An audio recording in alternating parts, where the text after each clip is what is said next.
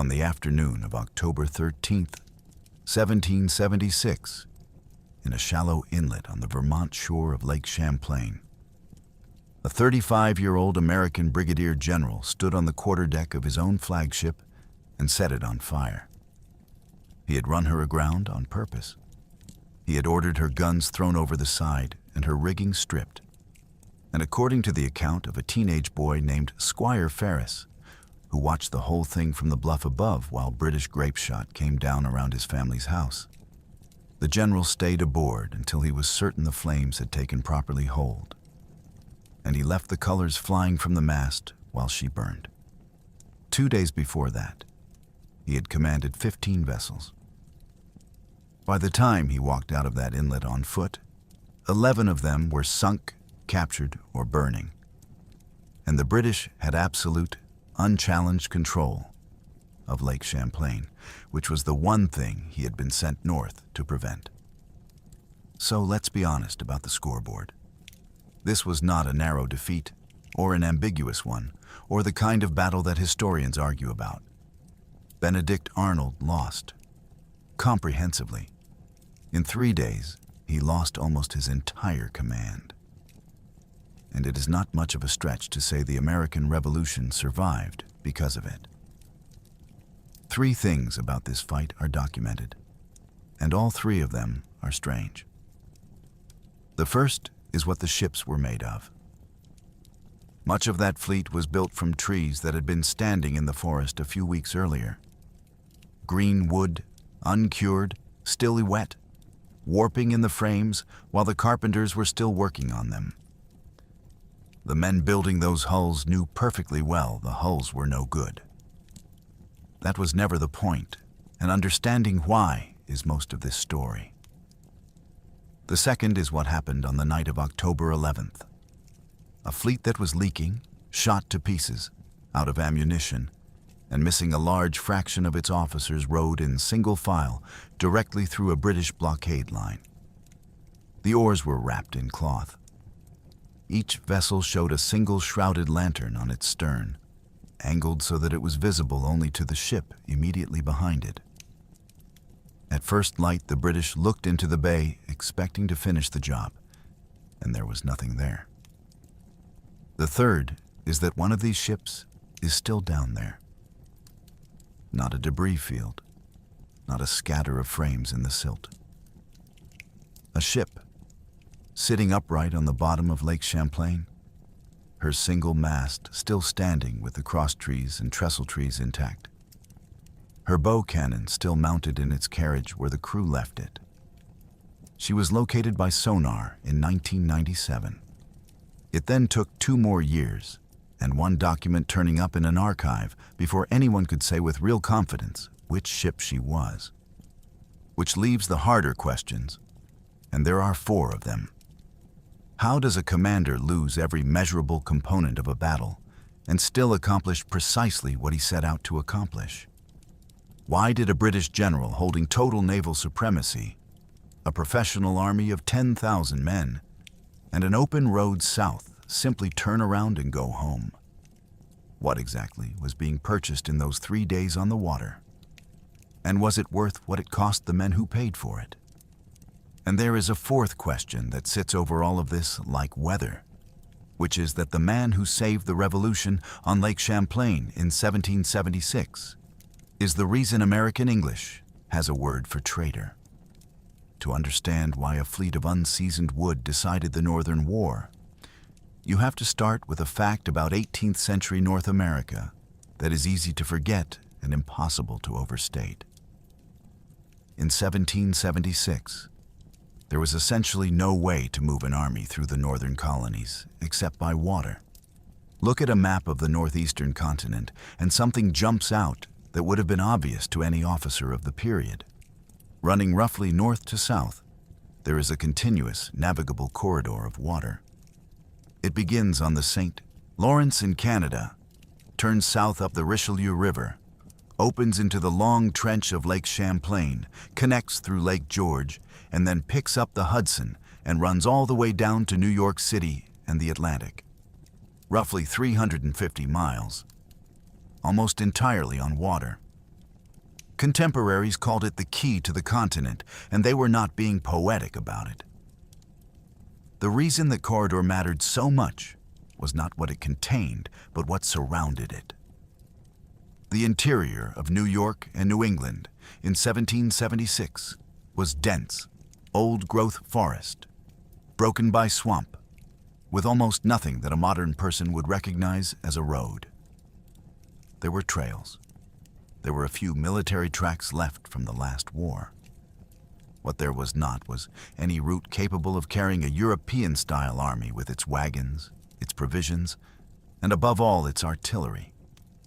That last point is the one that governs everything else. A siege gun of the period could weigh well over 2 tons before you counted its carriage, its shot, or the powder to serve it. On water, that is cargo. On land, without a graded road, it is a nightmare of oxen and improvised sledges that can consume weeks to move a distance a man could walk in a day. Whoever controlled the water controlled whether artillery could move at all, and therefore controlled whether fortified positions could be taken. For the British High Command, this produced a strategy of genuine elegance. Push an army south from Canada down the Champlain corridor. Push another north from New York City, which General William Howe had taken that September. Have them meet somewhere on the Hudson. The result would cut the rebellion in half along its most important seam, severing New England, the ideological engine of the whole business, the place where it had started and where the hardest resistance lived. From the middle and southern colonies, it was not a bad plan. In fact, it was the best plan the British had, and they would keep trying to execute it. The following year, they would attempt it again, and it would end at Saratoga, though that is a chapter we have to earn. For the Americans, the same geography read as a straightforward accounting of survival. Hold the corridor or lose the war in a single campaign season. And in the summer of 1776, the American posture in the North was not merely defensive. It was the posture of an army that had just been badly beaten and was still deciding whether it existed. Because the Americans had already tried to control that corridor by seizing the far end of it. And the previous winter, that attempt had ended in the snow outside the walls of Quebec City. The invasion of Canada began in 1775 with something close to optimism, which in hindsight is the most striking thing about it. The logic was reasonable enough. Quebec had been British for only a dozen years. Its population was overwhelmingly French Catholic and had no particular affection for the crown that had conquered them. If an American army arrived with sufficient confidence, the thinking went, Canada might simply join. A 14th colony, and the northern flank of the rebellion permanently secured. The opening moves supported the optimism. In May of 1775, a mixed force under Ethan Allen and a Connecticut merchant captain named Benedict Arnold took Fort Ticonderoga from a skeleton British garrison. The fort itself was decayed, but it contained something the rebellion desperately needed: heavy artillery. It also delivered, almost incidentally, control of Lake Champlain, which nobody at the time seems to have understood as the strategic prize it would turn out to be. From there, the campaign pushed north. Montreal fell. American columns converged on Quebec City itself, one of them having crossed the main wilderness in a march that killed a substantial portion of the men who attempted it. By December, the city was under siege, in weather that made siege operations close to impossible. On the last night of the year, in a blizzard, the Americans assaulted the lower town. It failed almost immediately, and it failed badly. General Richard Montgomery, who commanded the operation, was killed in the opening minutes by a blast of grape shot. Arnold, leading the other column, took a musket ball through the left leg early in the fighting and had to be carried out. The men who pressed on into the narrow streets were surrounded and captured in numbers. What followed was worse than the defeat, because it went on for months. The survivors maintained a siege they had no capacity to prosecute. In a Canadian winter, against a walled city they could not enter.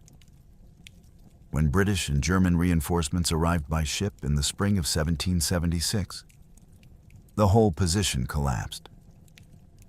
In June, another defeat at Trois-Rivières removed any remaining question, and the army began a long, disordered withdrawal south, up the St. Lawrence, up the Richelieu, back toward the lake. Retreats are always bad. This one was something else. The army moving south had no reliable supply, minimal discipline in places, and officers who in some cases had simply stopped issuing orders because there was nothing useful left to order. But the thing that was killing that army as it came south was not the British. Smallpox moved through the retreating army the way fire moves through a dry field. It is difficult, at this distance, to convey what that disease meant to an 18th century soldier. It arrived with fever and crushing headache, and then the eruption came.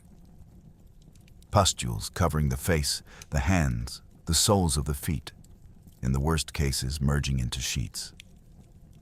Men who survived were frequently scarred for life or blinded. A substantial fraction did not survive. An army in retreat has no capacity to manage something like that. Medical infrastructure in the northern department was close to theoretical. As the columns reached the head of Lake Champlain, the sick were put ashore at Crown Point and other landings, and in plain terms, left there. Without shelter, frequently without clothing, because the clothing had rotted off them. Without medicine, because there was essentially none to distribute. General Philip Schuyler, who commanded the Northern Department and who saw what came out of Canada, described the scene as a place where sickness, disorder, and discord reigned triumphant. It is a phrase from an official letter, written by a man choosing his words for a superior, and it is still one of the bleakest sentences in the American record of that year. What the commanders did next was, given the circumstances, genuinely intelligent. At a council of war on July 7, 1776, senior officers including Brigadier General John Sullivan and Major General Horatio Gates agreed to segregate the sick from the healthy entirely. A crude quarantine, but a quarantine.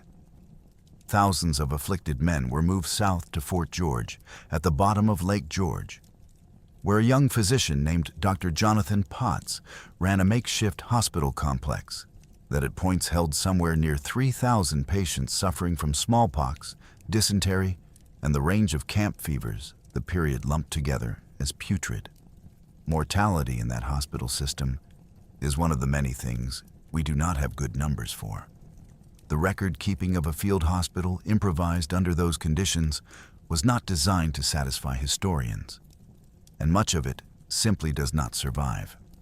What we can say is that the separation worked well enough to preserve a healthy remnant, and that remnant was moved off the crumbling works at Crown Point to a defensible position at Fort Ticonderoga, and the newly fortified height across the water that they named Mount Independence.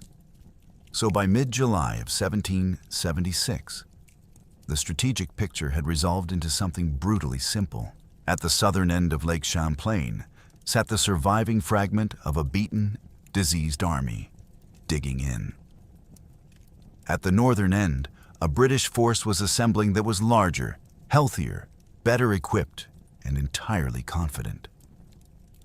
What that American army needed was not another general who understood fortifications. It needed somebody who understood boats. Almost everything unusual about Benedict Arnold as a military commander comes from the fact that he was not by background a soldier at all. Before the war, he was a merchant. Specifically, he was a merchant who sailed his own vessels, a working ship's captain running cargo to the West Indies and across to Europe, out of New Haven, in the years when that trade was rough, litigious and frequently semi-legal. He had spent real time on a quarterdeck. He knew how a hull behaved when it was loaded badly. He knew what a given rig could and could not do with the wind forward of the beam. He understood draft and leeway and the specific problem of getting a vessel to point up into a breeze. None of that sounds like a qualification for high command until you consider the alternative. Horatio Gates, who held overall responsibility for the Northern Department and therefore for the shipbuilding program, was a capable and experienced officer who had come up in the British Army. He was also completely candid about the limits of his competence here. He wrote plainly that he was entirely uninformed as to marine affairs, which is an unusually honest thing for a general to put in writing. Having admitted it, he handed the fleet to Arnold, whom he described as possessing a perfect knowledge of maritime matters. That combination, a service with essentially no naval officers, and one man who had actually made his living at sea, is why Arnold ended up commanding a fleet. It did not make him popular. Arnold's appointment ran directly over Jacobus Wynkoop, who had been commanding the handful of vessels already on the lake and who flatly refused to acknowledge Arnold's authority when it arrived. The dispute escalated until Wynkoop was removed. It was not an isolated episode. Arnold had already generated a bitter, sustained feud with Colonel James Easton and Major John Brown, whom he accused of plundering officers' baggage at Sorel in violation of the terms of capitulation. An accusation that would follow all three men for years and would eventually feed the campaign of insinuation against Arnold's own honesty. This is worth pausing on, because it shapes the source material. Almost nobody who wrote about Benedict Arnold was neutral about him. The men who served directly under him tended toward something close to devotion, and said so. The officers alongside him frequently loathed him, and said that too.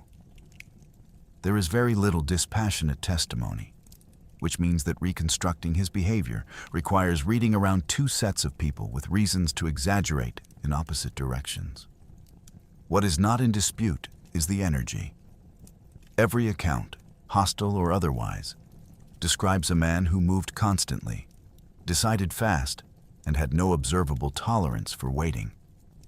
And Arnold's actual problem in the summer of 1776 was not the British Army massing at the northern end of Lake Champlain. It was that the British Army massing at the northern end of Lake Champlain could not move.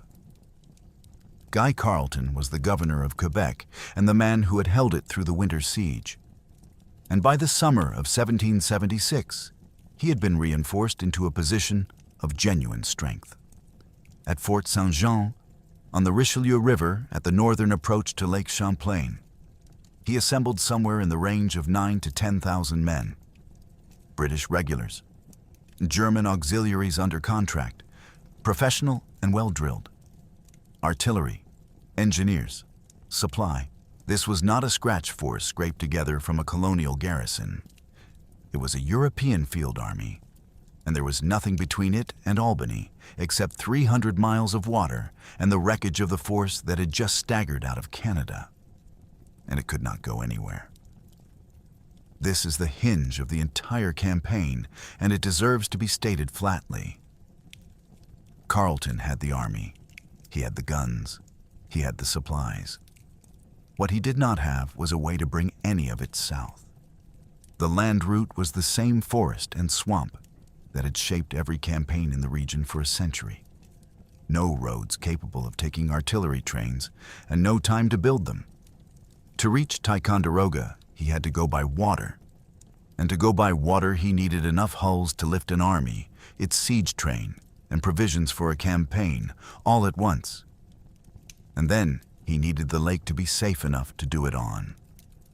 Which meant that a comparatively small American naval force did not have to defeat him. It only had to exist. Arnold saw this with complete clarity, and it is the single most important insight of his career. A fleet on Lake Champlain that was inferior in every measurable respect could still be dangerous enough that Carleton would not risk putting 9,000 men into open boats in front of it. And every week, Carleton spent building the fleet to remove that risk was a week off the calendar. Because the calendar was the actual enemy. Campaigning in the Champlain Valley did not end because someone decided it should. It ended when the weather ended it. When the lake began to close, when the supply route north turned into a frozen liability, when moving a European army through that country became something no responsible commander would attempt. Arnold was not, in any serious sense, trying to win control of Lake Champlain. He was trying to make the acquisition of Lake Champlain slow enough that winter would arrive before the invasion did. He was fighting for time, and he intended to pay for it in ships, which meant that the war in the north was, for a few months in the summer of 1776, going to be decided by carpenters. The Continental Shipyard was established at Skenesboro, at the extreme southern tip of the lake, the site of the modern town of Whitehall, New York. The location was not sentimental. Skenesboro had two things that could not be improvised: a pair of water-powered sash mills capable of cutting planking at a useful rate, and a working iron forge. Both had been built by a loyalist named Philip Skene, which is a small irony the Continental Army was happy to live with. Gates sent Arnold up to run the operation personally, and by every surviving account, his arrival functioned as a stimulant on an exhausted workforce. What that workforce lacked was almost everything else. Start with people. Shipbuilding is a skilled trade, and the American colonies had good shipwrights, concentrated in the coastal towns hundreds of miles away, and not eager to travel into a wilderness with a smallpox epidemic in it. The yard was chronically short of trained carpenters, blacksmiths who understood ship iron work, and riggers. Then the materials. There were no naval stores at Skenesboro because there had never been any reason to keep naval stores at Skenesboro. Captain Richard Varick was sent out to scour New York and Connecticut for sailcloth, cordage, anchors, cable, and gunpowder, buying and requisitioning whatever he could find and shipping it up the Hudson. Every item on that list is something a warship cannot function without, and none of it could be manufactured on site. Then the weather and the water. A fever broke out among the shipbuilders, most likely malaria, the ague that haunted Low, still water in that period, and slowed production during the weeks when production mattered most. And then, underneath all of it, the timber. A shipwright of that era would tell you that wood for a hull needs to season. You fell it, you saw it, and then you stack it and wait. A year at an absolute minimum, and considerably longer for heavy structural pieces. Seasoned wood is dimensionally stable. Unseasoned wood is not. It is full of moisture, and as that moisture leaves, the timber shrinks unevenly, twists along the grain, and opens gaps at every joint. Fastenings work loose. Seams that were tight in the frame gape once the piece has dried. Arnold did not have a year. He had weeks. So the vessels at Skenesboro were built from green timber, white oak and pine, cut out of the forest immediately around the yard, and taken more or less straight from the stump to the frame. The consequences were exactly what any carpenter there could have predicted. The hulls warped. They leaked continuously and required constant caulking that never quite solved the problem. Structurally, they were inferior to properly built vessels in every respect that could be measured. Everyone involved knew this. It is important to understand that this was not a mistake or a failure of standards. It was a decision. Arnold's instructions to the yard prioritize speed and numbers over quality deliberately, because a good ship finished in March of 1777 was worth precisely nothing, and a bad ship finished in August of 1776 might be worth a war. He was building things that were not meant to last, because lasting was not the requirement. The crews were assembled on the same principle. A fleet of that size needed something in the neighborhood of 800 men to be properly worked. Arnold got soldiers, infantrymen drafted out of continental regiments, including men from Hartley's, who had joined the army to march and were now being handed oars. He complained bitterly and accurately to Gates about the quality of what he was given. Landsmen, badly clothed, many of them close to half naked as the autumn came on, who had never in their lives been wet with salt water. How many men he actually had is one of the details the records disagree about, and the range in the sources is wide. From around 500 up to something over 800, depending on which return you trust and what date it was taken. What is clear is that he was short, that the men he had were not sailors, and that a great many of them were about to fight a naval action anyway, which raises the obvious question of what you can actually build out of wood that isn't ready, crewed by men who have never sailed. The answer, at Skenesborough, was two very different kinds of vessel, and the difference between them tells you a great deal about how Arnold intended to fight. The first and more numerous type was the gondola in some of the records. These were simple to the point of crudeness, which was the entire virtue. Roughly 53 or 54 feet long, about 15 feet in the beam, flat-bottomed, open to the sky, with a single mast carrying a square mainsail and a topsail. They drew about 2 feet of water and displaced something around 29 tons. Propulsion was by sail when the wind cooperated and by oars when it did not, which was often. Because they had no keel, some had a slight rise to the bottom, a shallow V, but nothing that would grip the water. They were close to useless at sailing anywhere near the wind. Push a flat-bottomed boat with a square sail toward the breeze, and it does not go forward so much as sideways. Sailors call that leeway, and on a gondola, the leeway was severe. These boats could run downwind. Working back up was a matter of oars, sweat, and patience. What they carried was the point. A gondola mounted a heavy long gun in the bow, a 9-pounder or a 12, with 2 more 9s mounted amidships. That is an enormous amount of artillery for a 50-foot open boat, and it created a problem the crews solved with the tools available. They piled stone ballast into the stern to counterweight the guns forward and keep the thing from burying its bow. A canvas screen was rigged aft, which gave the men some shelter from the weather and the illusion of shelter from musketry. There was at least one experiment that did not survive contact with reality. Arnold had a mortar mounted on the afterdeck of the gondola Philadelphia. On the test firing, the mortar recoiled off its bed and blew apart. It was removed and not replaced. And the fact that somebody thought to try it at all says something about the improvisational temper of the whole yard. The second type was substantially more serious.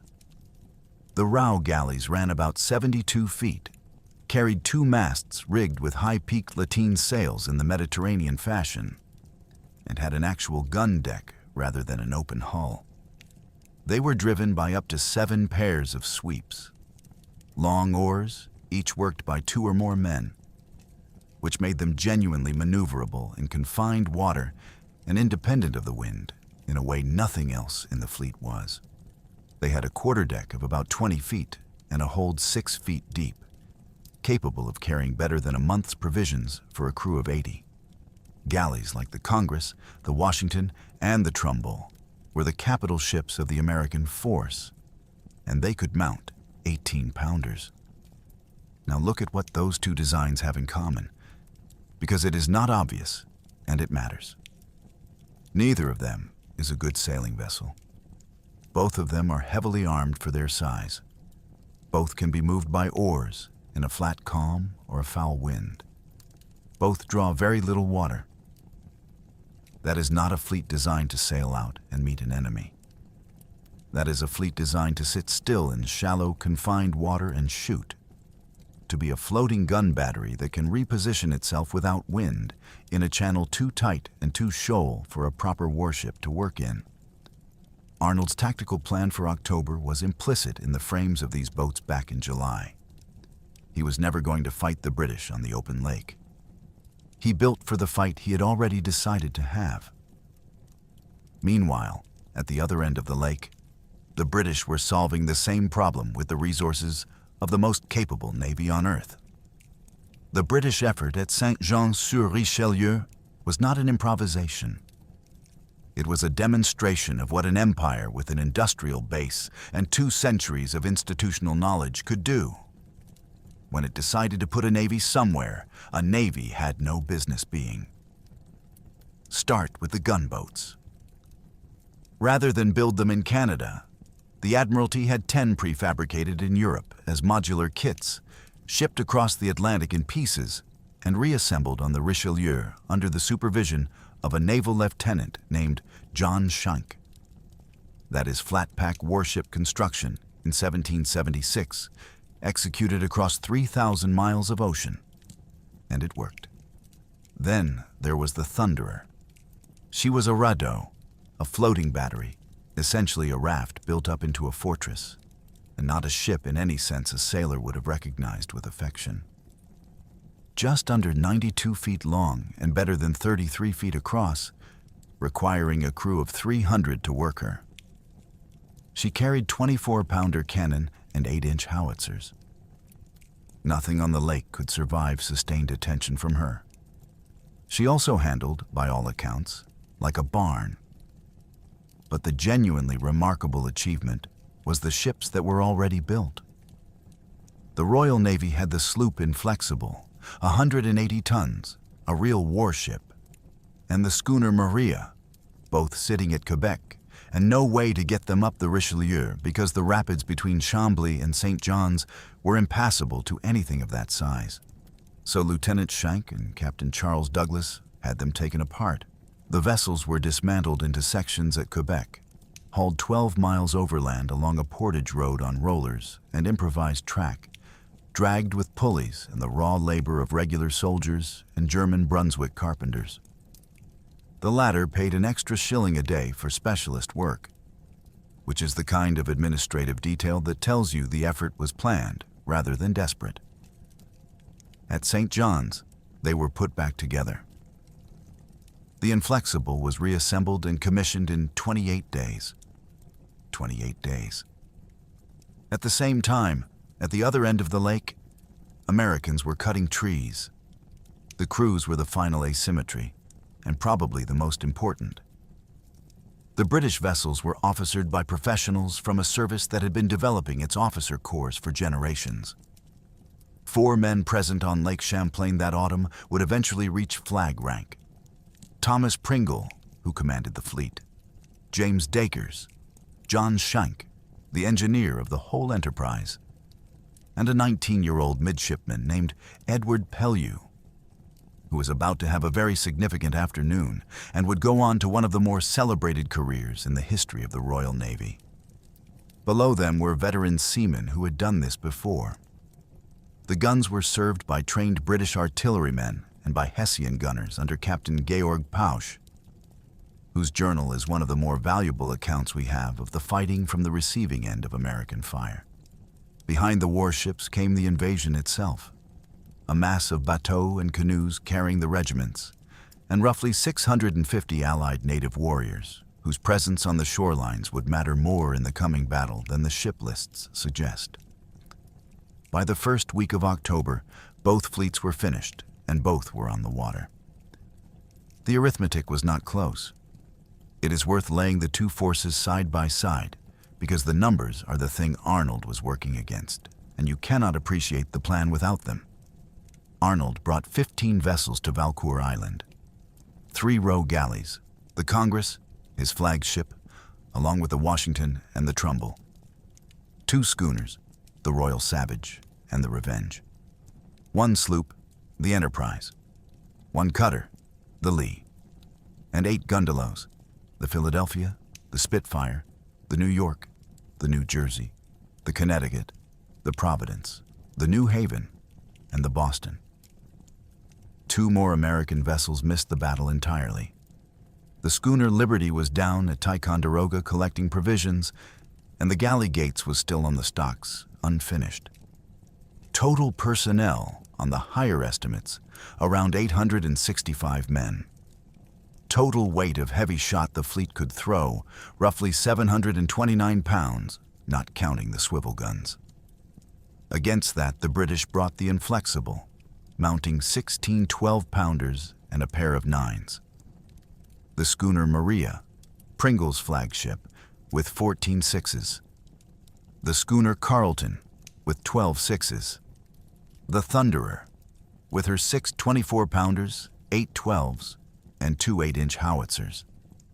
The captured gondola Loyal Convert, 4 longboats with a 3-pounder apiece, and a swarm of single-masted gunboats, each carrying 1 heavy gun, ranging from 6-pounders up to 24s.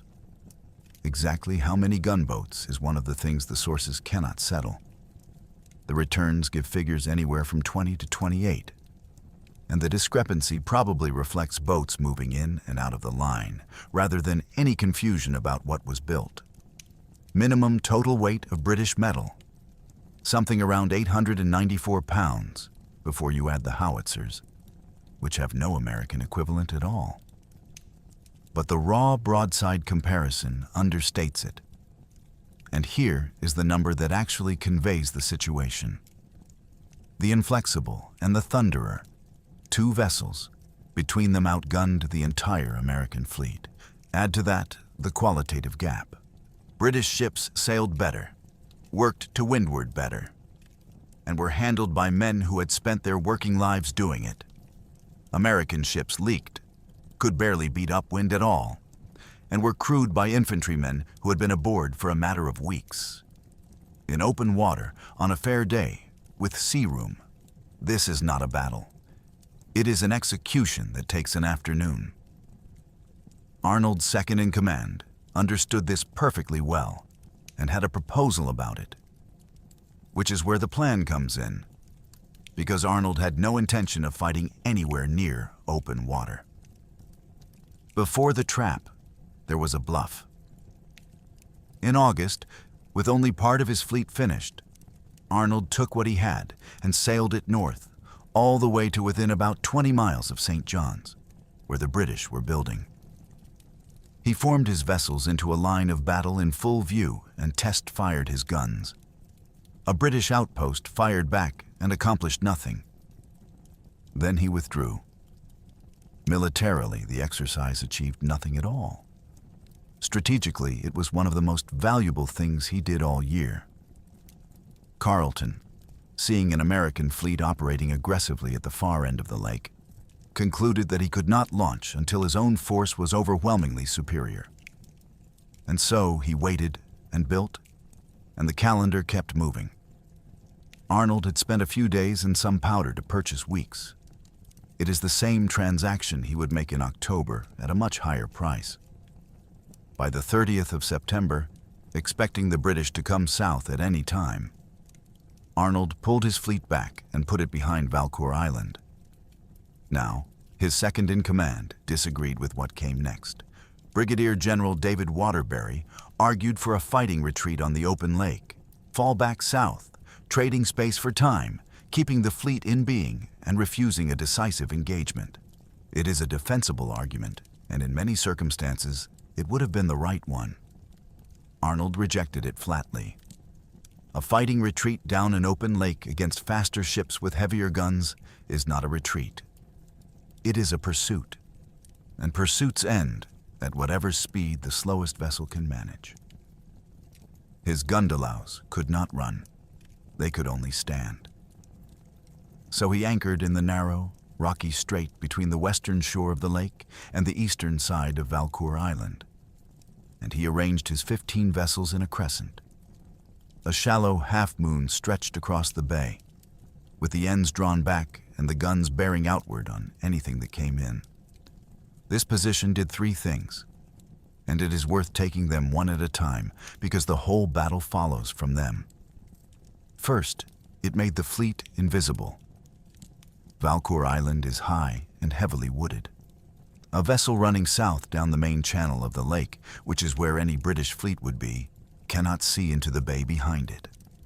The Americans were not hiding in a fog bank or behind a headland they might drift past.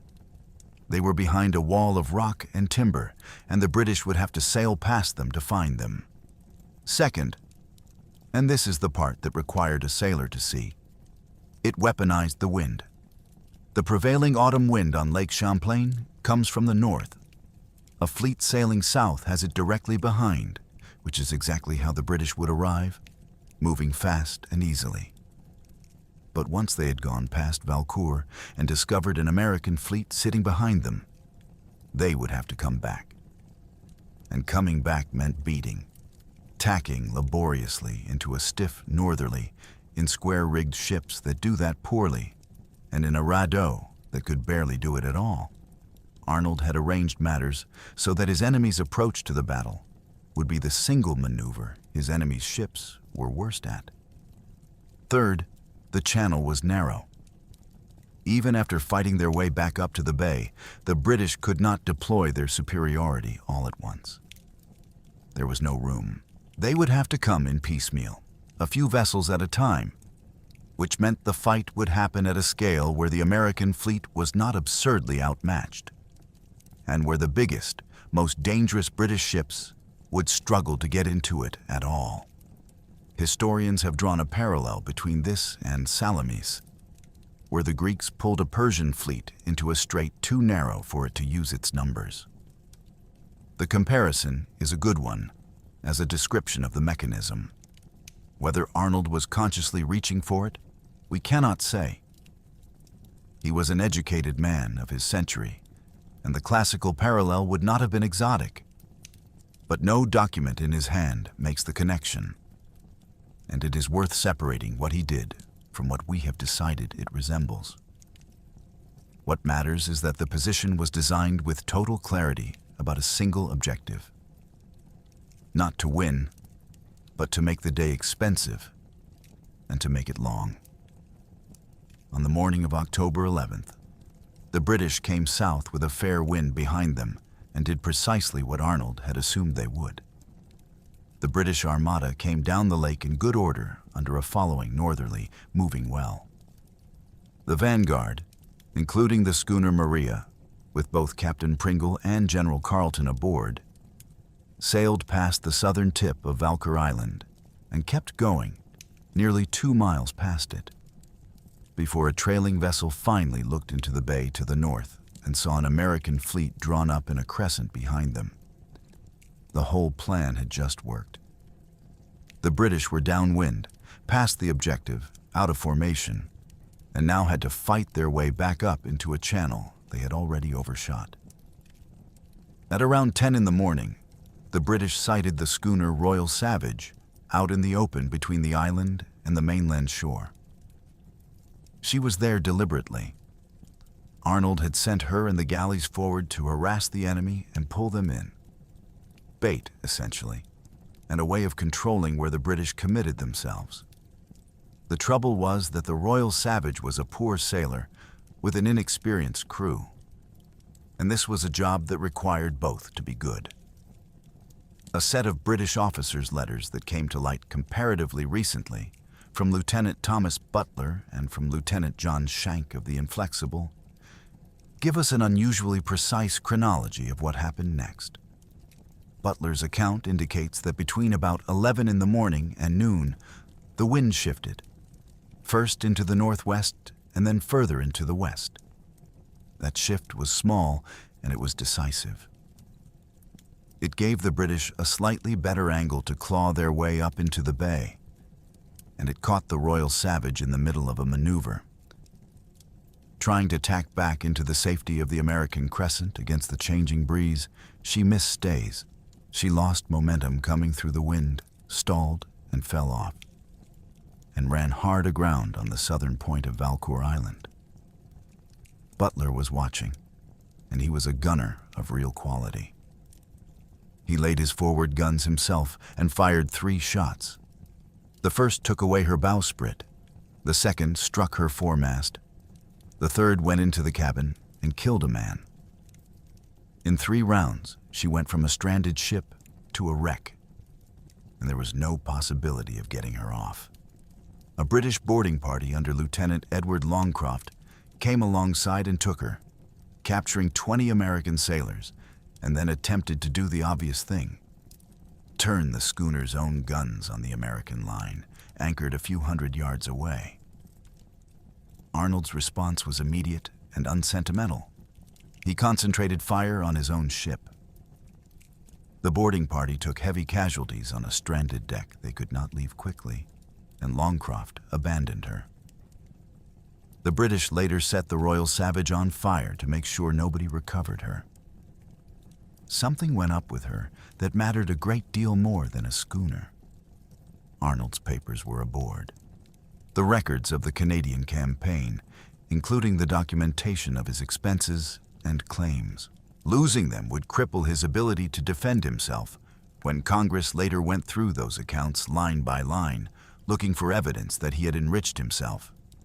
That is a thread worth holding on to, because it runs all the way to the end of this story.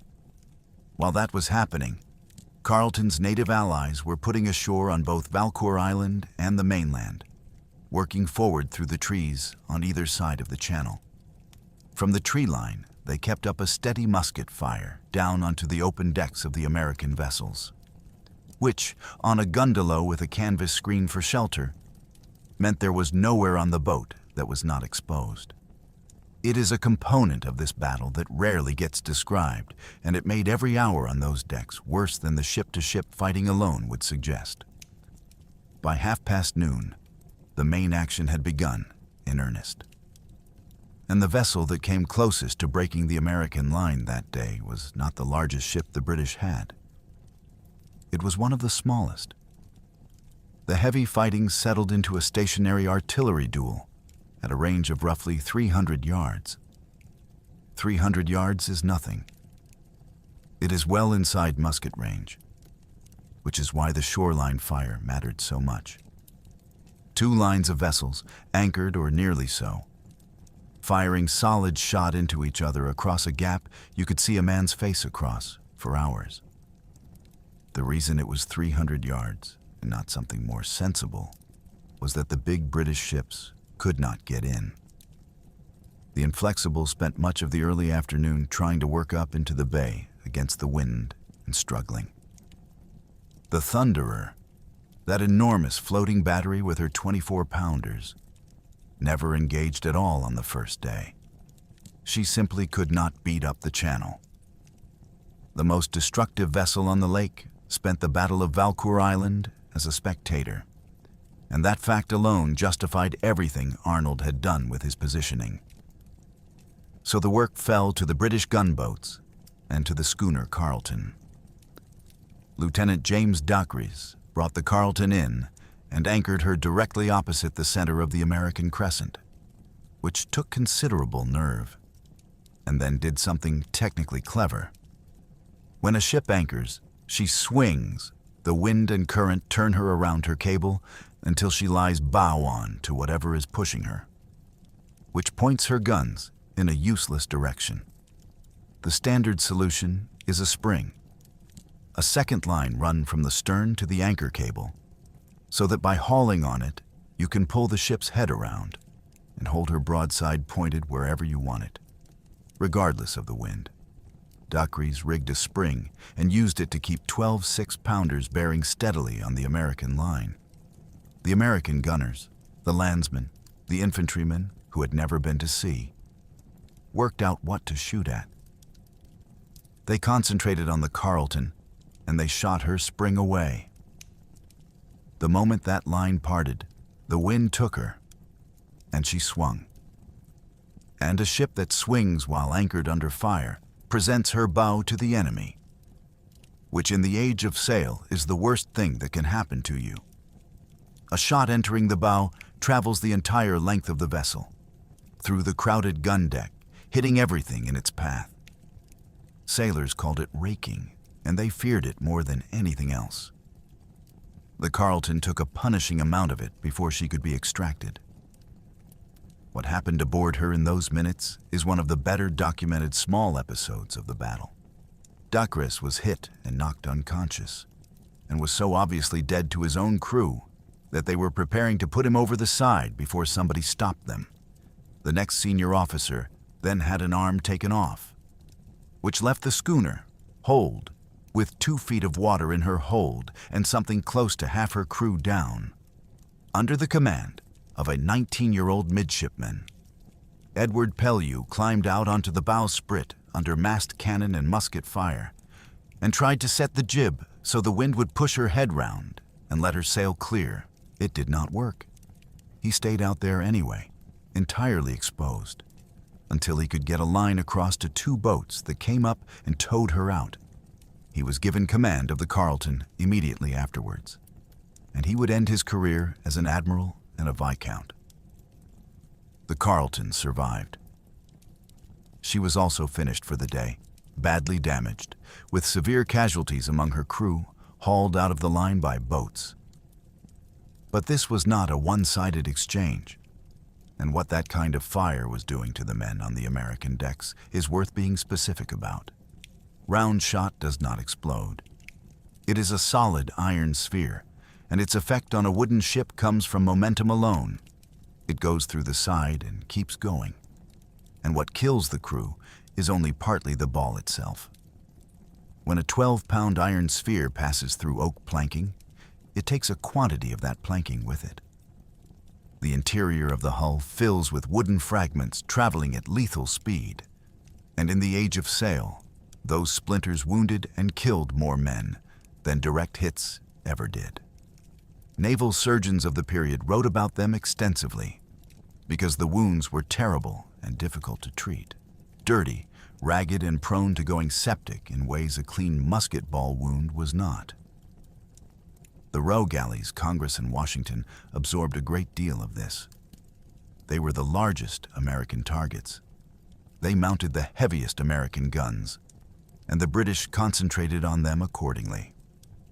Arnold spent the afternoon on the quarterdeck of the Congress, not commanding in any conventional sense, but serving as a gun captain, laying the 12 and 18-pounders personally, sighting them himself as the men around him were hit. Whatever else one concludes about the man, this is not disputed by anyone who was there, and it is not the behavior of a general. It is the behavior of somebody who has decided that the difference between a well-aimed gun and a badly aimed one is the difference between the fleet existing at sunset and not. The accounts describe decks slick with blood, which is the kind of phrase that gets used loosely and in this case appears to be literal. And the striking thing, the thing that comes through the sources on both sides, is that the American rate of fire did not slacken. Men who had been infantry 2 months earlier, who had never handled a naval gun before that summer, kept them in action for hours under fire they had no training to endure. They were also doing real damage. Each British gunboat carried something like 50 rounds of solid shot and grape, and the intensity of the exchange meant they had to be resupplied repeatedly during the action. Boats moving back and forth under fire to keep the guns fed, which is not a detail you find in a battle that was going comfortably for one side. American shot went through at least one gunboat, killing a gunner outright and taking off another seaman's leg. And then one American round found the powder magazine of a German-manned gunboat commanded by a Lieutenant Dufay. The vessel blew apart and went to the bottom of the lake. Captain Georg Pausch, the Hessian artillery officer whose journal preserves much of this, brought his own gunboat in among the wreckage and overloaded it dangerously, pulling survivors out of the water while the fighting continued around him. It is one of the few moments in the day where somebody on either side did something that had nothing to do with the battle. Late in the afternoon, the ship the Americans had been dreading all day finally got in. The Inflexible worked her way up into the bay in the last hours of daylight and began firing full broadsides of 12-pounders into the American line. The effect was immediate. She silenced several American guns and forced Arnold to pull his line back into shallower water, which he could do because his vessels drew 2 or 3 feet and hers drew far more. That shoal water was the last card in the position, and he played it correctly. The inflexible could hurt him, but she could not follow him. At around 5 in the afternoon, with the light going, Pringle broke off. He pulled the British fleet back to a range of 600 or 700 yards and formed it into a line across the southern exit of the strait, a blockade sealing the bay. The intention was obvious and entirely sound. The Americans were trapped in a dead end with a wrecked fleet. In the morning, with the whole British force able to come in at leisure, including the Thunderer, it would be over in an hour. Pringle's assessment of the American condition was, if anything, generous. 60 men were dead or wounded. The Congress and the Washington had both been hit repeatedly and were in poor structural condition. The Gundelow, New York, had lost nearly all her officers, including, in one of the crueler episodes of the day, casualties from one of her own guns, a cannon that had been double-charged and burst on her deck. British losses that day were far lighter, but not trivial. Something in the region of 40 men killed and wounded across the fleet, plus the gunboat that blew up. The Carleton alone accounted for a large share of them. And the American fleet had fired off roughly 3/4 of its ammunition. That number is the one that ended the battle, because a gun without powder and shot is ballast. Whatever the Americans intended to do next, they could not do it by fighting. Shortly after dark, the Gundelow, Philadelphia, hulled repeatedly through the day, including by a 24-pound shot that opened her below the waterline, filled and sank at her anchor, settling upright onto the bottom in about 60 feet of water. Her crew got off. She went down with her guns aboard and her equipment where the men had left it. And there she stayed. Remember her. She is going to come back into this story 159 years later. So Pringle's arithmetic was right. What he had not adequately weighted was that the man in the bay had spent well over a decade earning his living as a merchant captain, and had therefore spent a great deal of his life moving vessels in the dark. Arnold called a council of war after dark aboard the Congress, with Waterbury and Colonel Edward Wigglesworth. Surrender was raised, because it had to be, and rejected. There was a case for it. The fleet was out of ammunition. The men had been under fire for 6 hours, and the position in the morning was hopeless in a way nobody needed explained. There was also a case against it, which was that surrendering the fleet handed Carleton the lake intact and several weeks of campaigning season with it. The entire purpose of the expedition was to spend time. Surrender spent nothing. The second option was north, slipping out the upper end of the strait and running for the shallow shoals where the British could not follow. Arnold rejected that too. It moved away from Ticonderoga into water the British controlled, with vessels that could not sail. Which left the third option, which was not really an option so much as an idea. They would go south, through the blockade, in the dark, in single file, directly past a line of British warships and guard boats anchored across the mouth of the strait. The conditions were as good as they were ever going to get. No moon, and a heavy fog that came up off the water during the night. There was also, somewhere in the British line, a gap in the screen of guard boats. Whether Arnold's people located it by reconnaissance or simply found it, the sources do not tell us. And the honest answer is that we do not know how much of what followed was planning and how much was luck. What we do know is the method. And the method is the thing that has kept this episode alive for 2.5 centuries. Every oar in the fleet was wrapped in cloth where it passed through the tholes to kill the sound of wood knocking on wood. The noise that carries furthest across still water at night, A single lantern was hung on the stern of each vessel and shrouded on 3 sides, so that it showed only directly astern. Each ship in the line steered by the one dim point of light in front of it, and showed one dim point of light to the one behind. Nothing else was lit. Nothing was spoken above the level required. And then, one at a time, in a column, they rowed out of the bay and along the western shore, past the anchored British fleet, and kept going south. It took hours. Every one of those hours was spent by exhausted men who had been fighting all day, on leaking boats, rowing muffled oars a few hundred yards from an enemy that would have destroyed them completely if a single vessel had run aground or collided, or had a man drop something on a deck. Not one of them was detected. This was understood at the time as a serious professional failure, and not only by the Americans.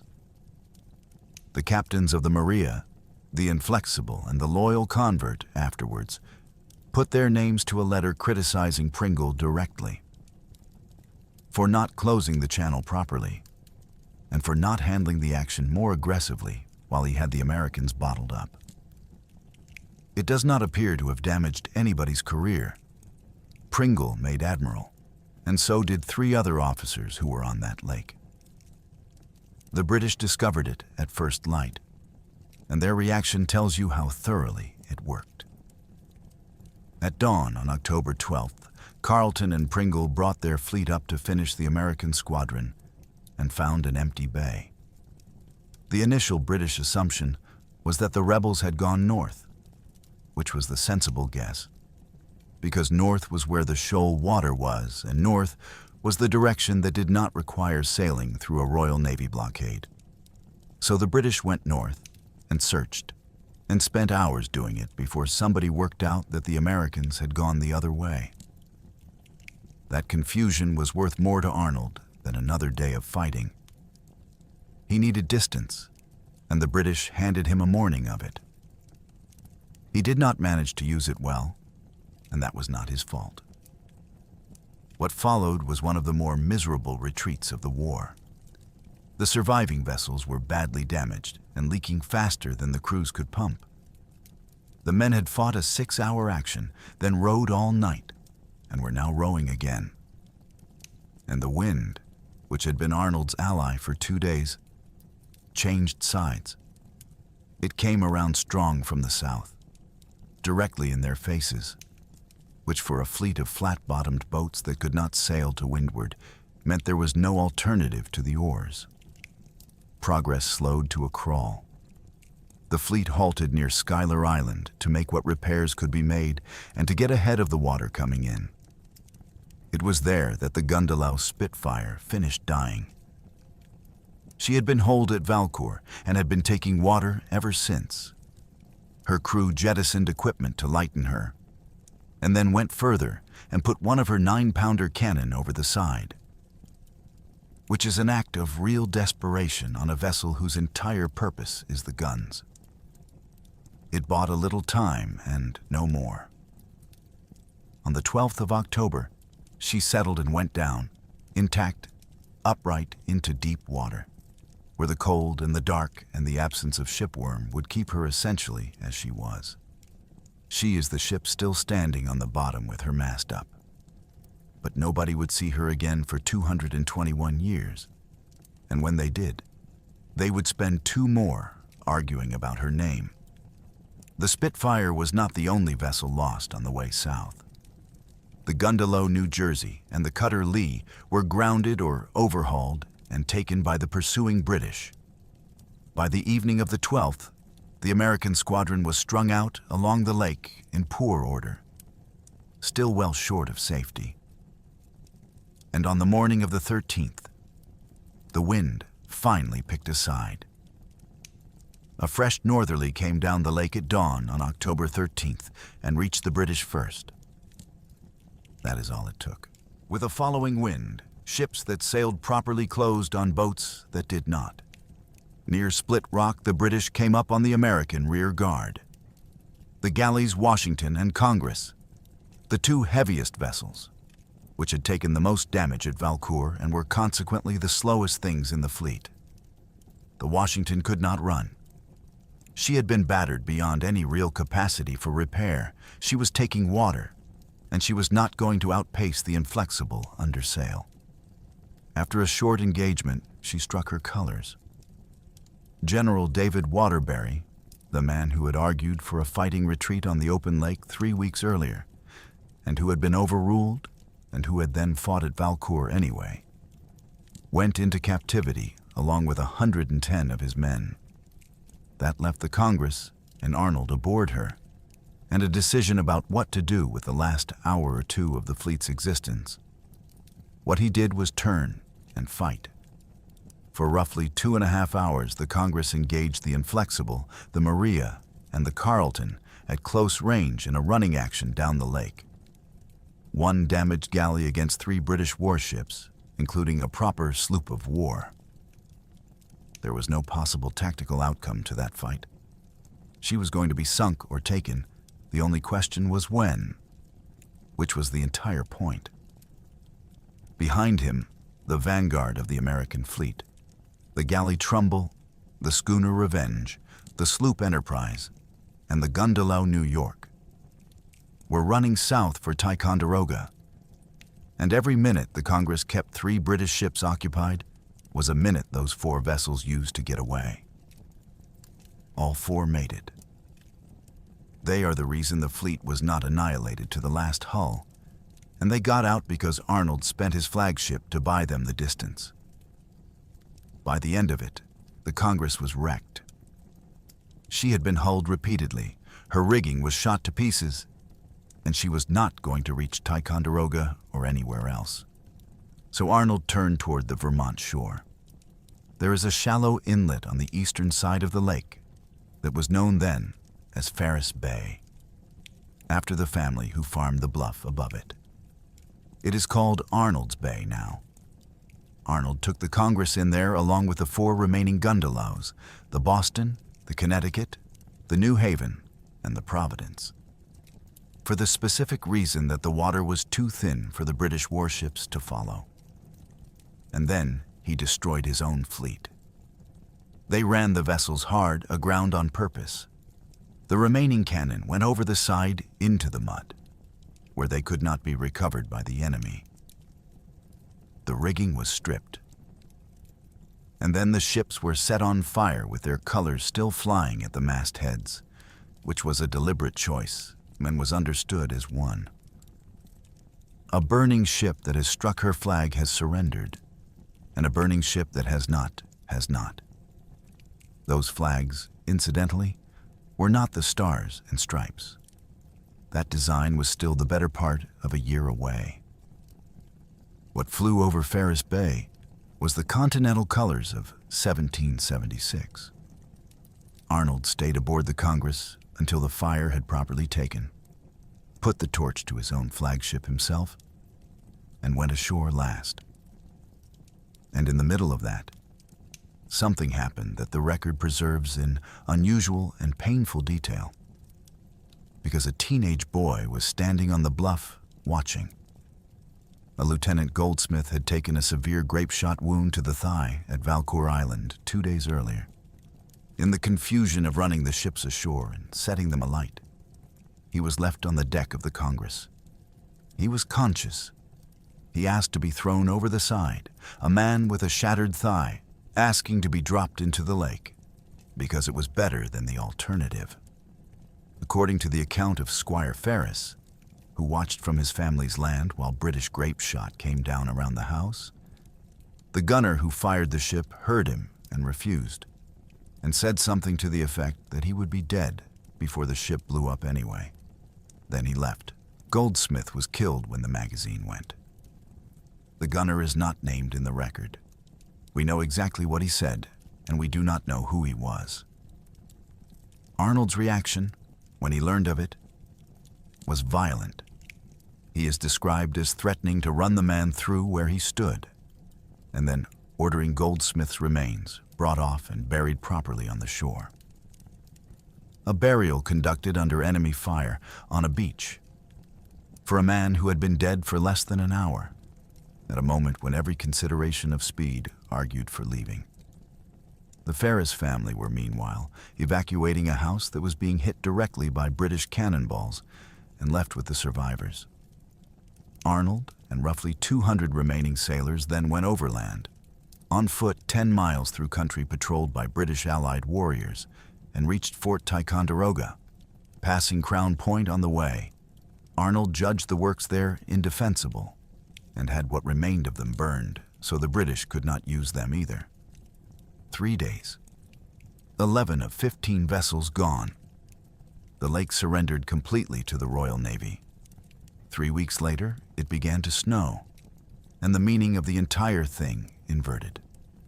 Let us be clear about the tactical verdict first, because the strategic argument only means something if you take the defeat seriously. Valcour Island was a decisive British victory. 11 of the 15 American vessels were sunk, burned, or captured. The Continental Squadron on Lake Champlain effectively ceased to exist. British naval supremacy on the lake was total and unopposed, and it remained so.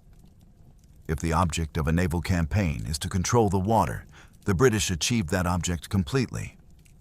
They then failed to do anything with it, and the reason was the calendar.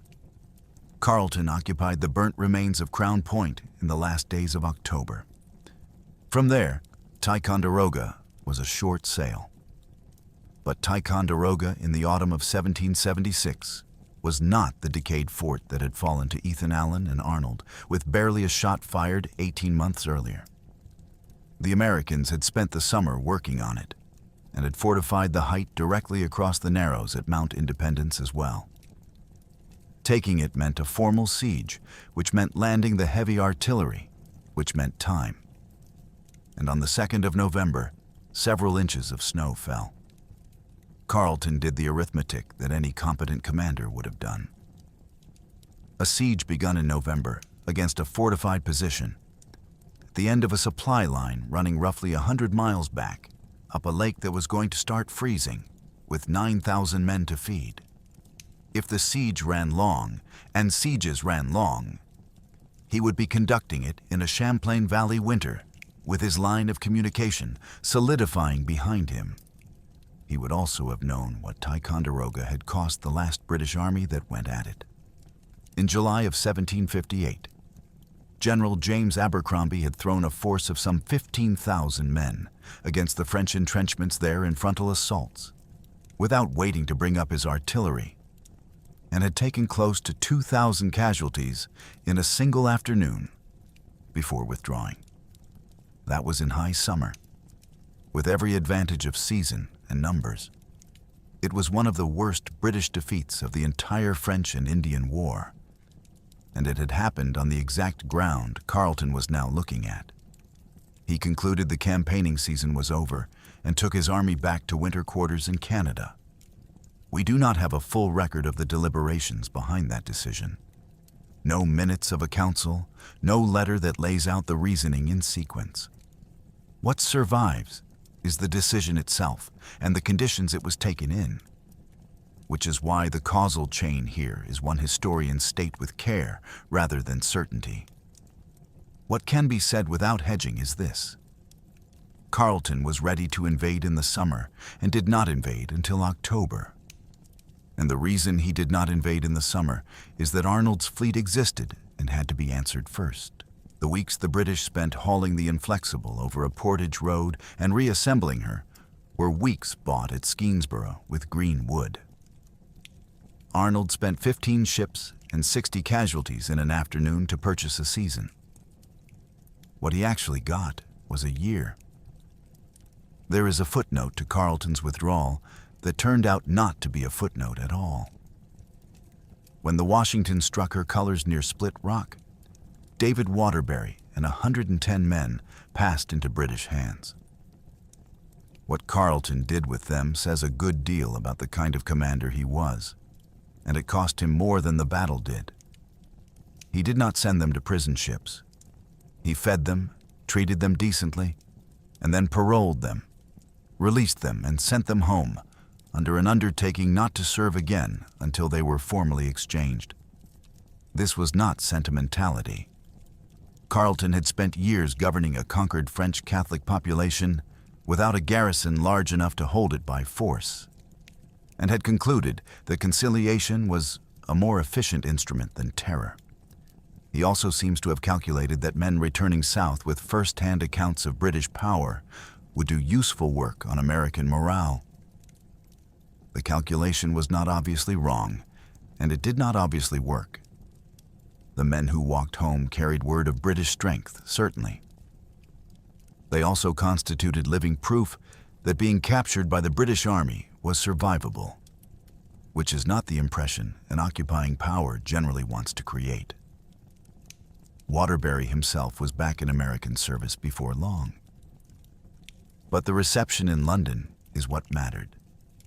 And the parole was only one item in a longer indictment. Carleton had an enemy in the government, and it was a serious one. Lord George Germain, Secretary of State for the American Department, who held the strategic direction of the war and who had disliked Carleton personally for years. Germain's theory of the conflict was that the rebellion was the work of a violent minority, and that sufficient force applied early would collapse it.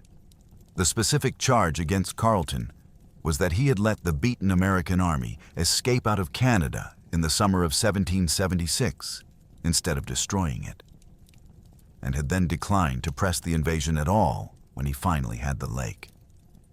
A general who paroled his prisoners rather than shipping them to prison hulks fitted that picture neatly. Carleton was decorated for Valcour Island. The king made him a Knight of the Bath for it, and passed over anyway, which is a fairly precise measure of how the ministry rated the victory against the failure to exploit it. So when the Northern Campaign was mounted again in 1777, command of the invading army did not go to Guy Carleton, who had built the fleet, won the naval battle, knew the ground, and had governed the province for a decade. It went to John Burgoyne, who had served under him. Carleton was left as governor of Quebec, in charge of the territory the army would depart from and nothing beyond it. He resigned in protest, which produces the final irony in a story already full of them.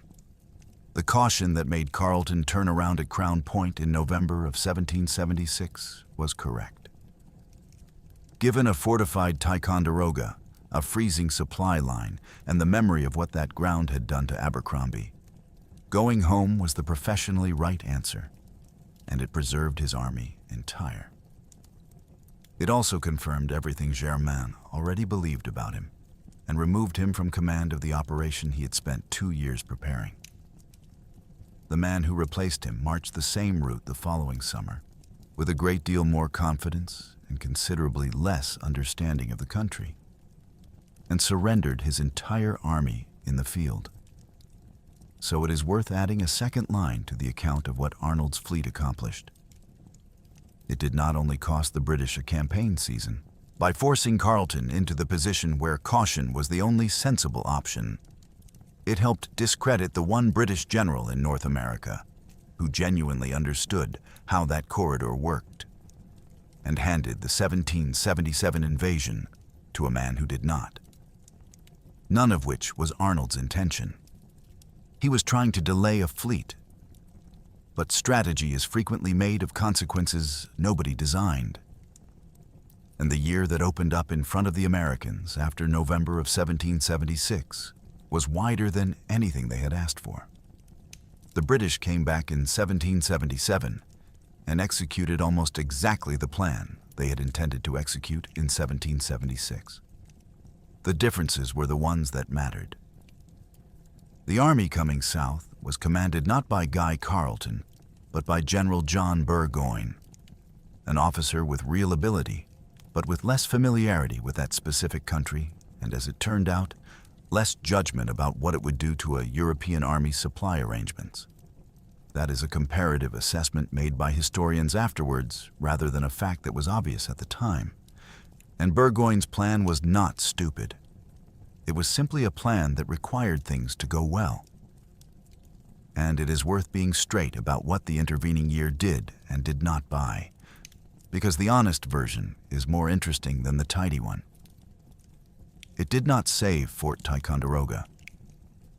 Burgoyne reached it in early July and took it almost without a fight.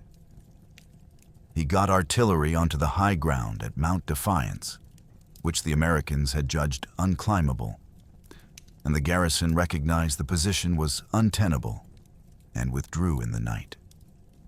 The fort that Carleton had declined to besiege in November fell in a matter of days the following summer. What the year had bought was not a fortification, it was an army.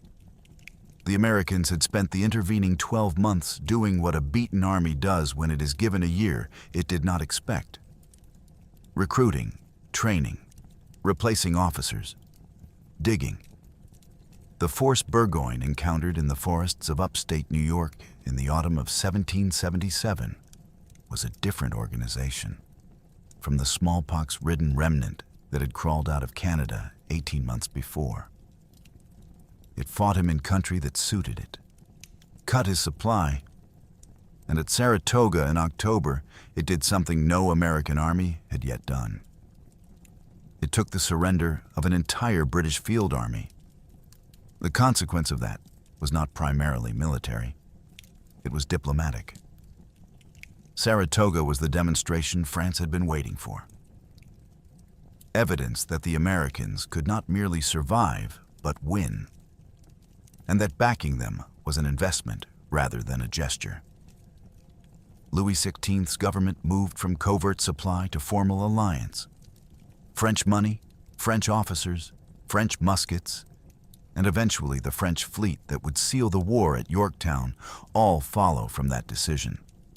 And that decision follows from Saratoga. Now, counterfactuals deserve caution, and it is worth being careful here rather than sweeping. Nobody can say with confidence what would have happened if Carleton had reached Ticonderoga in September of 1776. Perhaps the fort holds. Perhaps the rebellion survives the loss of the corridor and fights on. But this can be said. In September of 1776, the Continental Army was at the lowest point it would ever reach. Washington was being driven out of New York, the Northern Army was a hospital case, and enlistments were expiring. A British army arriving at the Hudson that autumn, with Howe already holding New York City, would have severed New England from the rest of the rebellion at the precise moment the rebellion was least able to absorb it. Whatever came after, it would not have been the war that actually happened. And Arnold was at Saratoga, too. He fought there with the same total disregard for his own survival he had shown on the quarterdeck of the Congress, and took a musket ball in the same left leg that had been shattered outside Quebec City. It left him permanently crippled. It also made him, at that moment, one of the most celebrated combat commanders in America, which makes what he did 3 years later almost impossible to hold in the same hand. The standard version of Benedict Arnold's treason treats it as a character finally revealing itself. The evidence supports something more uncomfortable, which is that it was a process. The grievances were real. Arnold's performance at Valcour Island, at Ridgefield, and finally at Saratoga was as good as anyone's in the Continental Service, and it was repeatedly passed over. Congress promoted officers junior to him. His accounts from the Canadian campaign were picked over by a committee that was, in part, doing the work of men he had made enemies of years earlier. The Easton and Brown feud never really ended, and the accusations of financial impropriety that trailed him for the rest of his career grew partly out of it. He was seriously in debt. He had been made military governor of Philadelphia and had promptly generated a fresh set of political enemies there, culminating in a court-martial. And he had married Peggy Shippen, who came from a Philadelphia family with loyalist sympathies and connections to British officers, and who appears in the record as an active participant rather than a bystander. The mechanics were sophisticated. Arnold opened a secret correspondence with Major John André, Adjutant General of the British Army and effectively its intelligence chief. They wrote in invisible ink and in cipher, a book code keyed to an agreed edition of Blackstone's commentaries, where numbers referred to page, line, and word, which is essentially unbreakable if nobody knows which book you are using. What he offered was West Point, not a battle, not a document. The fortress complex that controlled the Hudson Highlands, the single most important defensive position in the northern states, the thing the entire Champlain-Hudson corridor had been fought over. He arranged to command it, weakened it deliberately, and negotiated to hand it over for 20,000 pounds. The plot collapsed in September of 1780, when André was captured on the wrong side of the lines, out of uniform, carrying the papers.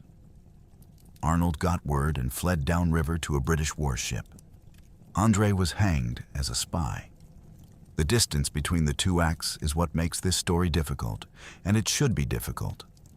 The man who ran his own flagship aground rather than let the British take her, who stayed on her burning deck until the fire caught, who left his colors flying while she burned and then buried a lieutenant on an open beach under fire. That man tried to sell the Hudson Highlands 4 years later. Both are documented. Neither cancels the other, and any account that resolves the tension in either direction is lying to you. And yet, the most complete surviving evidence of what Arnold actually did in 1776 is not in any archive. It is on the bottom of the lake. Lake Champlain is cold, deep, dark, and fresh. Those 4 properties, taken together, make it one of the best preservation environments for wooden shipwrecks anywhere in the world. There is no shipworm in fresh water. There is very little light and very little oxygen at depth. Things that go down there tend to stay approximately as they were, which means the fleet Arnold spent is still, in a meaningful sense, on file. In 1935, an amateur marine archaeologist named Lorenzo Haglund located the Gundalo Philadelphia, the boat that filled and sank at her anchor on the night of October 11th, 1776, sitting upright on the bottom exactly where she had gone down. He raised her. She came up with her cannon still aboard, along with shot, tools, and the personal effects of her crew, which had been sitting on that deck undisturbed for 159 years. She is now a National Historic Landmark and is on permanent display at the Smithsonian's National Museum of American History, which means it is possible to walk up to an actual warship from the American Revolution and look at the hole that sank her. The second discovery is the more remarkable one, and it took 62 more years. It began with mussels. Invasive quagga and zebra mussels were spreading through the Northeast, and they colonized submerged wood and iron, encrusting a wreck and obscuring exactly the fine construction detail an archaeologist needs. Art Cohn, then director of the Lake Champlain Maritime Museum, understood that this was a deadline. In the mid-90s, the museum began a systematic survey to find and record the lake's wrecks before they disappeared under an inch of shellfish. In 1997, the sonar returned an image of a gundalo standing upright on the bottom in deep water off Schuyler Island, the last unaccounted-for vessel of Arnold's fleet. Which vessel it was could not immediately be settled, and the candidates were argued over for 2 years. What resolved it was not a dive. It was a piece of paper. A historical book dealer in Connecticut, named John Townsend, came forward with a manuscript he believed his grandmother had acquired. A return of the fleet on Lake Champlain under Brigadier General Arnold, dated at Ticonderoga on the 22nd of October, 1776, 11 days after the battle. It lists every vessel by name, with her commander and her ordnance. And the final column is headed, simply, The Fate of the Fleet. It is a document written by people who had just lost, taking inventory. It identified the wreck as the Spitfire, and it confirmed independently that the Boston, the New Haven, and the Providence had reached Arnold's Bay and been burned there. Unlike the Philadelphia, she has not been raised, and her condition is difficult to overstate. Her single mast is still standing, complete with the cross trees and trestle trees. Her bow cannon, the one they did not throw over the side, is still mounted in its carriage, pointed forward where the crew left it. The museum has surveyed her extensively with remotely operated vehicles, capturing thousands of high-resolution images and building detailed three-dimensional models of the wreck without touching it. The museum has also deliberately kept her precise location vague in everything it publishes, which tells you what the professional judgment is about the risk. She is protected under the Sunken Military Craft Act, and she sits deeper than recreational divers can reach. She is still not safe. The mussels that started the survey in the first place are the reason. They colonize iron before anything else. Cohn has pointed out that you can read a wreck's nailing pattern off the mussel growth. And the colonies foster bacteria that attack the iron fastenings holding the hull together. Whether the Spitfire should eventually be raised and conserved on land or left where she is and monitored is a live and unresolved argument among the people responsible for her. And there is a serious case on both sides. Meanwhile, at Arnold's Bay, archaeological survey work supported by the National Park Service has mapped the burnt remains of the Congress and the Gundalaus that went ashore with her. A debris field of charred frames and fittings that corresponds closely to what Squire Ferris described watching from the bluff. Which raises a question worth sitting with. Given all of that, the physical evidence, the strategic significance, the sheer narrative strangeness of the night escape. Why is this not a battle most Americans can name?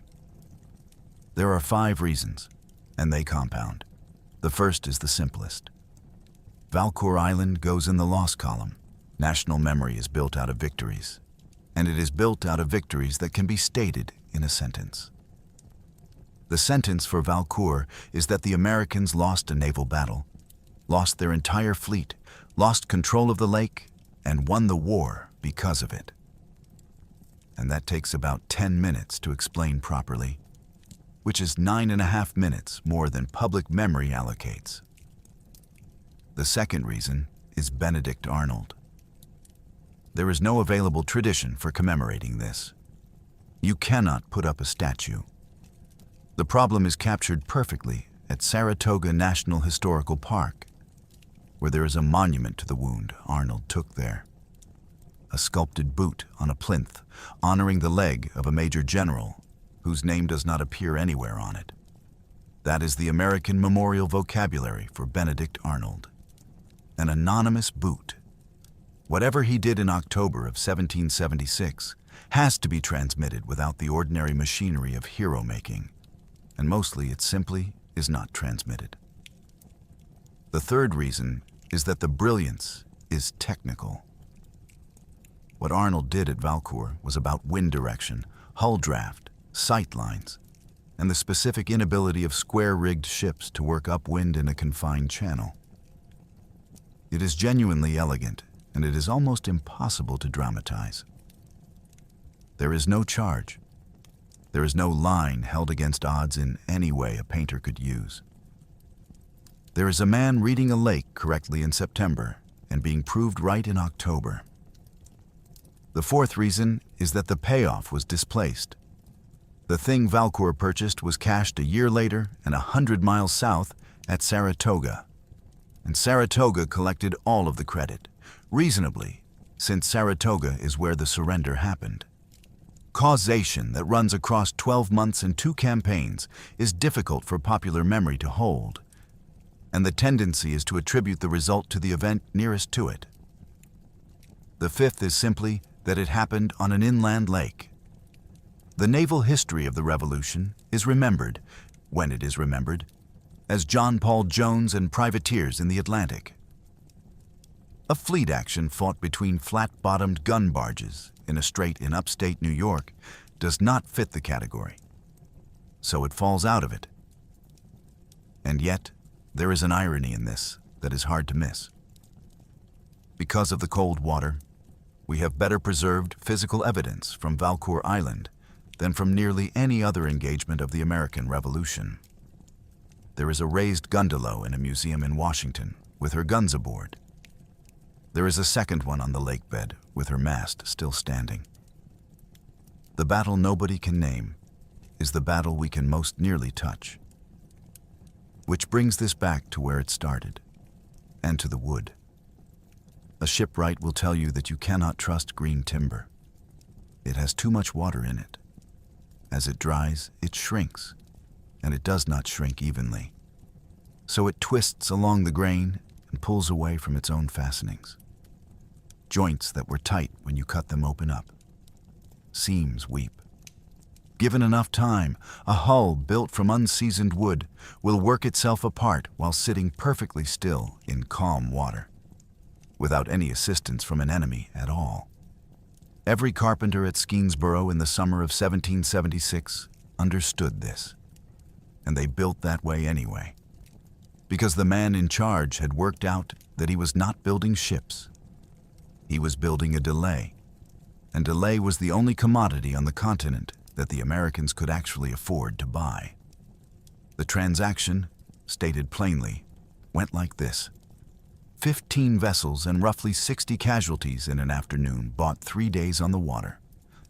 3 days on the water, added to the weeks the British had already spent hauling a sloop of war overland to answer a threat that had to be answered, cost Carleton the end of the campaigning season. The lost season cost him the invasion. The lost invasion cost him the command. And the year that opened up behind all of that was the year the Continental Army used to become the force that took a British field army surrender at Saratoga, which is the event that brought France into the war. That is a long chain, and every link in it is contingent.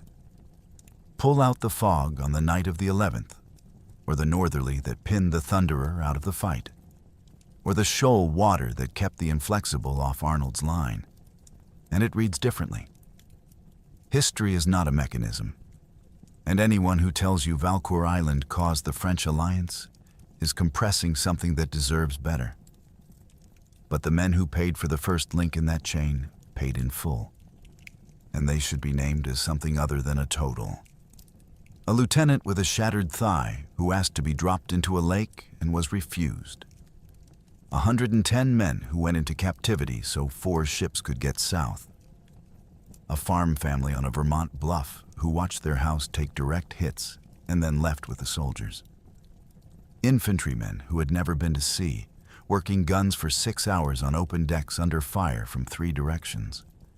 And the man who commanded them, who did all of this, and who 4 years later tried to sell the Hudson Highlands for £20,000. There is no version of this story that resolves that. It is not a redemption, and it is not an unmasking. It is a man who was capable of both things, doing one of them in October of 1776 and the other in September of 1780. And the fact that we have almost no cultural machinery for holding those two facts at once is precisely why the battle went missing. The lake, though, kept the receipt. There is a gondola in a museum in Washington with her guns still aboard and the hole that sank her still in her side. There is another one in deep water off Schuyler Island, sitting upright in the dark with her mast standing and her bow cannon in its carriage, exactly as her crew left her when they gave up trying to save her. Nobody built either of those boats to last. They were cut out of a forest in a hurry, out of wood that was still wet, by men who assumed they would be firewood or wreckage inside a year. 2.5 centuries later, they are the best preserved American warships of the Revolution. Green timber warps, it splits, it will not hold. It never had to hold. It only had to hold until the snow came. And it did. And everything that followed was built in the year that bought.